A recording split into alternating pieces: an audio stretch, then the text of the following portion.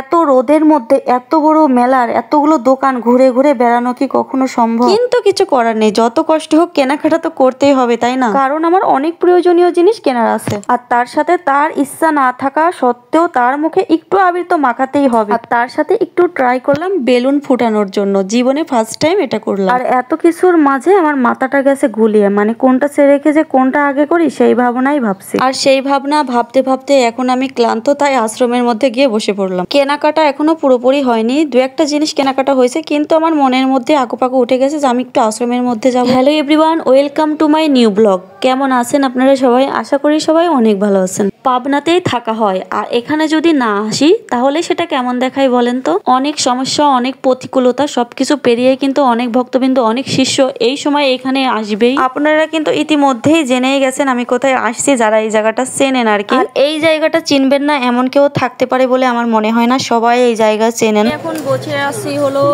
অনুকূল ঠাকুরের যে পিতা মাতার সৎসঙ্গ আশ্রম, সেই আশ্রমটাতে আপনাদের সাথে শেয়ার করবো অবশ্যই।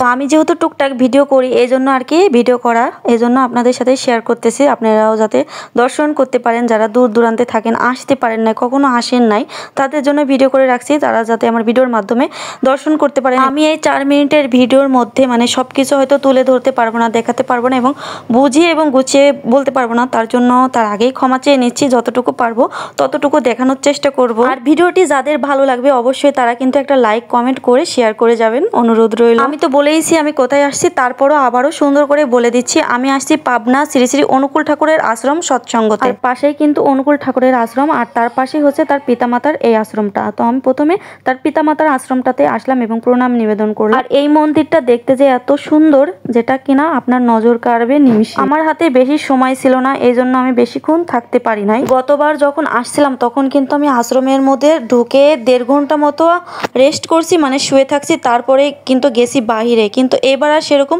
সুযোগ হয়নি, তারপরও কিছুক্ষণ বসেছিলাম এখানে আসার পরে। এদিকে আপনাদের দাদাবাবু তারা দিতেছিল, চলো চলো আর কি কি করার আছে করে নাও, বাসাতে ফিরতে হবে। যদিও এখানে দূর দূরান্ত থেকে অনেক ভক্তবৃন্দ আসেন, হাজার হাজার ভক্তবৃন্দ কিন্তু অনেক আগে, অনুষ্ঠান শুরু হওয়ার অনেক আগে এসে থাকে। এবার একটু বাইরে থেকে আপনাদের দেখাই, মানে বাইরে থেকে দেখার পরে আপনি যদি ভিডিওর মধ্যে দেখেন আপনার নিশ্চয়ই খুবই কিন্তু এখানে আসতে ইচ্ছে করবে, যারা এখন পর্যন্ত আসেন নাই। তো যারা আসেন নাই অবশ্যই এখানে আসবেন। আর এখানে থাকার জন্য কিন্তু অনেক সুন্দর সুব্যবস্থা রয়েছে, এবং খাওয়ার জন্য বিনামূল্যে এখানে 3 বেলা ভক্তবৃন্দদের মাঝে প্রসাদ বিতরণ করা হয়ে থাকে। আমি গিয়েছিলাম 15ই মার্চ শনিবার, আর আমার ফ্যামিলির সবাইকে পাঠিয়ে দিয়েছিলাম শুক্রবারের দিন 14ই মার্চ, যেদিন দোলযাত্রা মহোৎসব ছিল। আর সেদিন যদি আপনারা এখানে আসেন, মানে দোলযাত্রা মহোৎসবের দিন আসলেই দেখতে পারবেন এখানে কত ভক্তবৃন্দের ভিড় হয়। আর এই যে আপনাদের দাদাবাবু একটু আবির মাখবে না, সে তারপরও জোর করে দিয়েছি যে একটু তো ছোঁয়াতে হয়, মানে সনাতনীদের এটা তো নিয়ম, তাই না? এটা তো কোনো মজার ব্যাপার না, এই দিনে সবাই আবির রঙে নিজেদের রঙিন করে। আর আবির দিতে চেয়েছি, আর সে বলছে মানে 2টা আঙুল যেভাবে মানে 2 গালে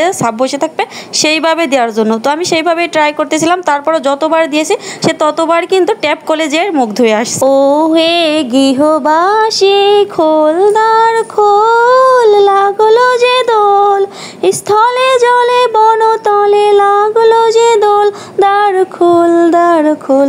ভিডিওতেও কিন্তু আমি এই গানটাই গাইছিলাম, কিন্তু আমি পরে আবার ভয়েস করে গানটা দিলাম, কারণ ওখানে অনেক আওয়াজ হচ্ছিল, গানটা ভালোভাবে শোনা যাচ্ছিল না। মেলা থেকে অনেক কিছুই কেনাকাটা করছি, কিন্তু সব তো আর সেভাবে ভিডিও করা হয়নি। দুপুরবেলা করে অনেক রোদ এবং গরম পড়তেছিল, তো এখানে কেশব সোনা গোপাল কেনার জন্য অনেক কানাকাটি করতেছিল, কিন্তু গোপাল সেবা পূজা করার মতো আমার কোনো যোগ্যতা নেই, এই জন্য আর কি সব ভাবনা চিন্তা করে আর নেওয়া হলো না।